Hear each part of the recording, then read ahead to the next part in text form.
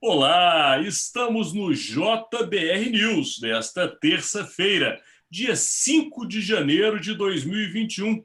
Eu, direto de Brasília, Alexandre Jardim, e junto comigo, o meu colega, analista e também jornalista, Estevão Damásio, direto de Belo Horizonte. Nesta semana, sem o nosso colega e também analista, Rodolfo Lago, já que explicamos ontem, estamos no momento de escala de férias, mas você não fica sem a sua informação diária e muito menos sem a sua informação de final de semana com o podcast do Imagem e Credibilidade. Lembrando que este conteúdo é o Podcast, levando até você o principal fato do dia na capital do país. E Brasília não para nunca, né, Estevão? Já começou quente e parece que você já tem uma informação quentíssima que toca na vida de todo mundo e parece que saiu do forno. Mas antes de você iniciar, Estevão, vamos lembrar ao nosso seguidor que este conteúdo é uma parceria entre o Grupo Imagem e Credibilidade e o Jornal de Brasília, o grande jornal da capital do país. Mas vai lá, Estevão Damásio, qual é essa novidade saindo do forno quentinha?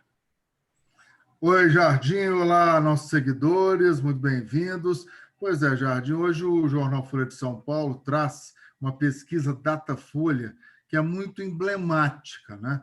Essa pesquisa mostra que a maioria dos entrevistados, né, foram mais de 2.000 entrevistados por telefone, é uma pequena amostragem, né, da população brasileira, mas a maioria dessas pessoas que foram entrevistadas está pessimista com relação ao comportamento da economia este ano, né?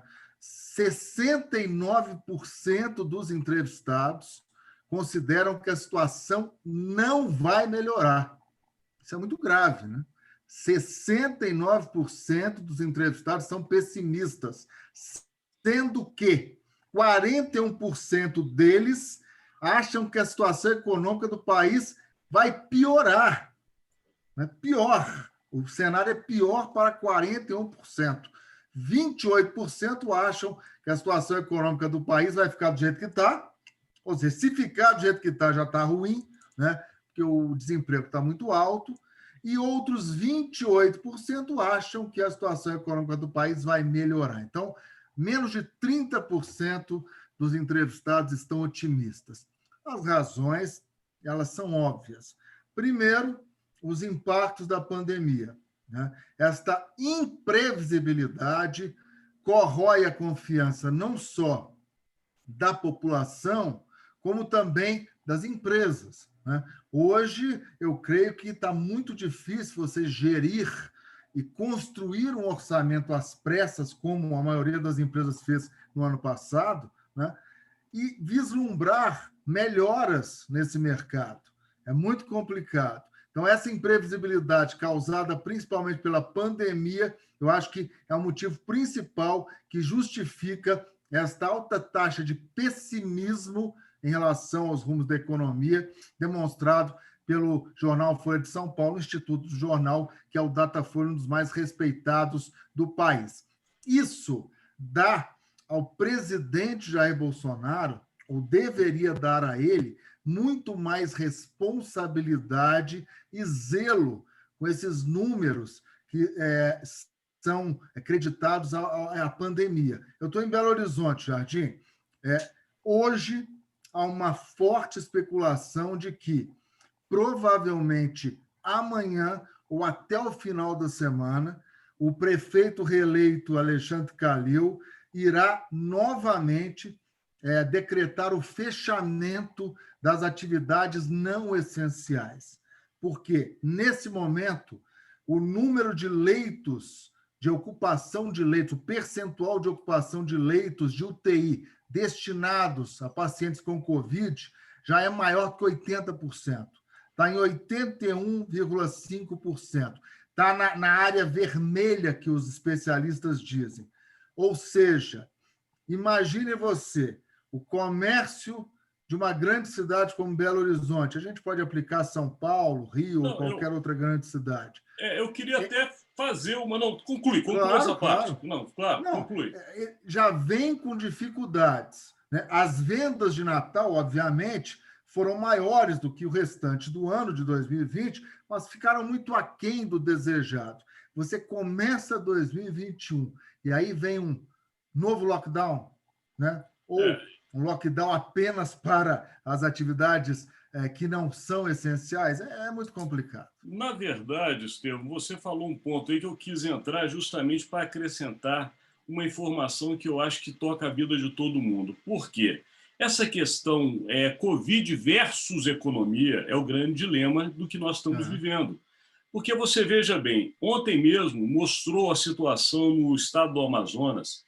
O governo do estado e o próprio governador, com sua secretária de saúde e integrantes da sua equipe de saúde, falando que o estado está chegando num momento de muita preocupação, quase calamidade. Por quê? Mais de 90% dos leitos já estão ocupados e não há como abrir novos leitos. A questão de 2 semanas, todo mundo ou parte da população viu que justamente no Amazonas, em Manaus, houve uma manifestação de rua porque pediam os comerciantes, inclusive comerciantes autônomos, né, comerciantes populares, vamos dizer assim, como camelôs e outros, que o comércio funcionasse. E justamente a briga era, se funcionar, vai aumentar a pandemia, mas se não funcionar, vai acabar com a economia. Resumo da história, eu acho que é um bom laboratório. Funcionou. 2 semanas depois, a Covid aumentou no Amazonas, em Manaus, e tem hoje um risco realmente eminente de faltar leitos. Você está em Belo Horizonte, conhece bem essa realidade. Eu estou em Brasília, você viveu aqui muitos anos, está temporariamente em Belo Horizonte. Eu já vivi também muitos anos em Belo Horizonte, no Rio de Janeiro. O Rio de Janeiro, por exemplo, está terrível, Estevam. Se você entrar ali, perto de onde eu morava, se você passar ali por Botafogo, aquela região ali na Zona Sul, passar também por Copacabana, o que você mais enxerga são placas de lojas que estão fechadas, colocando aquele imóvel novamente em locação, mas não é um imóvel residencial, são imóveis comerciais. Isso demonstra a grande crise do comércio brasileiro e que movimenta realmente o dinheiro em todas as grandes cidades. Brasília tem uma realidade diferenciada. Aqui a gente sabe que funciona muito a economia devido aos salários vindos dos servidores públicos, mas o resto do Brasil funciona no que você falou, no dia a dia da economia. E aí vem o tal dilema. Fecha, quebra. Abre, não tem hospital. O que faz? Isso. É difícil. É o grande dilema, né? E some-se a esse cenário esta questão envolvendo os comandos das 2 casas, Câmara e Senado. A gente sabe que o comando das 2 casas também é vital para que a recuperação econômica possa ser puxada por medidas no âmbito do legislativo. Reformas, por exemplo. Né? A reforma tributária também. E aí eu vou te interromper, porque foi aqui nesse espaço, lembrando ao nosso seguidor, que nós gravamos, seguidor, por volta agora, Estevam, são 12h22. Então, só para vocês entenderem, esse conteúdo, quando ele chega para você, ele foi gravado muitas horas antes. Porque existe um trabalho de edição, o Jornal de Brasília tem que colocar dentro da sua plataforma, enfim. A informação que chegou para você ontem era que quase tudo indicava que o PT, Partido dos Trabalhadores, apoiaria a candidatura de Baleia Rossi. E por isso eu interrompi Estevam Damasio, porque o assunto é esse. E Baleia Rossi recebeu o apoio dos 54 parlamentares petistas. Com isso, ele passou a ter 261 votos, pelo menos, ao que tudo indica. Podem haver traições, mas, ao que tudo indica, 261 votos a favor dele nesta disputa, o que o torna como favorito. E essa informação foi antecipada aqui nesse espaço por Estevam Damasio ontem. Volta contigo, Estevam. É interessante porque ambos os lados, né, tanto o bloco liderado pelo candidato Arthur Lira, apoiado por Bolsonaro, e o bloco liderado pelo deputado Baleia Rossi, que agora conta com o apoio das esquerdas, esses 2 lados contam com dissidentes. Na votação secreta, traições haverá traições, porém, né, no papel você foi muito feliz em destacar o poder dos votos que Baleia Rossi tem hoje, 261. Lembrando que, para ser eleito, o candidato precisa de 257. Então, ele está ali na rabeirinha, né? Está com 4 votos, teoricamente, a mais do que o necessário. Mas é interessante porque o Estadão hoje, o Jardim, ele tem uma matéria muito interessante da Fernanda Boldrin. O Estadão fez uma análise do comportamento em termos de votações em 2019 e 2020 dos dois candidatos. E, para surpresa, os dois candidatos votaram muito a favor das propostas do Bolsonaro, viu? O Baleia Rossi chegou a ser até mais fiel do que o próprio deputado Arthur Lira. Mas aí explica-se. Os dois têm um perfil muito semelhante no que diz respeito a matérias relacionadas à economia. Então, reforma da Previdência, os dois votaram favoráveis ao governo. Então, são matérias que vão ao encontro de uma agenda mais liberal. E o Baleia Rossi e o Arthur Lira têm esse perfil. Então, esse é um ponto também que merece ser destacado. Apesar dessa indefinição quanto ao comando das duas casas, o empresariado brasileiro eu acho que o empresariado pode ficar tranquilo no que diz respeito às pautas econômicas. Com relação às pautas as pautas de costumes, aí eu acho que essa diferenciação vai ficar bem exposta com o apoio da esquerda ao Baleia Rossi. Mas de cunho econômico, reformas, eu acho que o empresariado brasileiro pode ter a garantia de que os dois vão caminhar, tanto um como o outro, caso sejam eleitos, vão ter a mesma postura, viu, Jardim? Estevão, sensacional. Chegamos ao final do nosso conteúdo, mas eu acho que vale a pena, nesse seu fechamento, você justamente fazer a ligação do que você iniciou com a sua análise com o que você concluiu.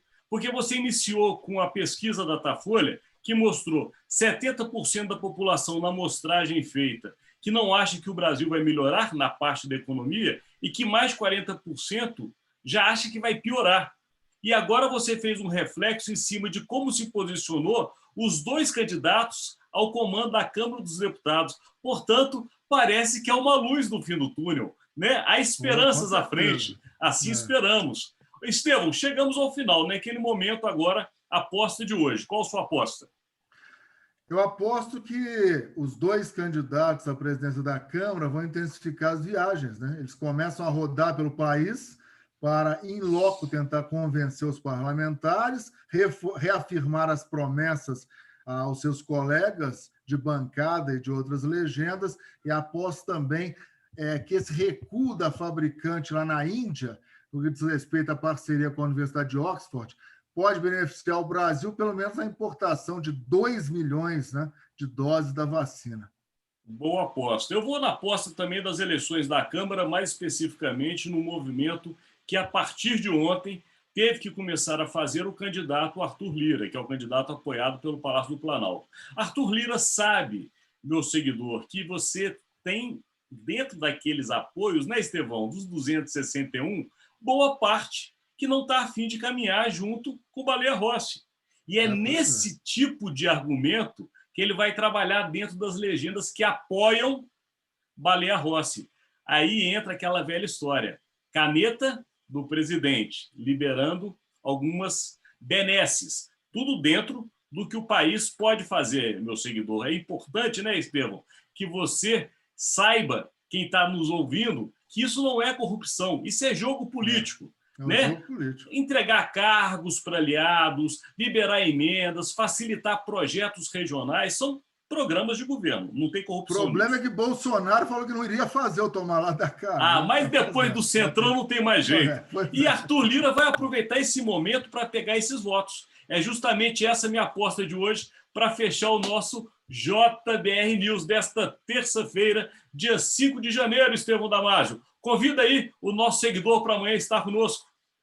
Amanhã, mais assuntos que estão dominando a pauta política e também a pauta econômica no Brasil e, por que não, no mundo, né? Então, até amanhã, pessoal. Até amanhã.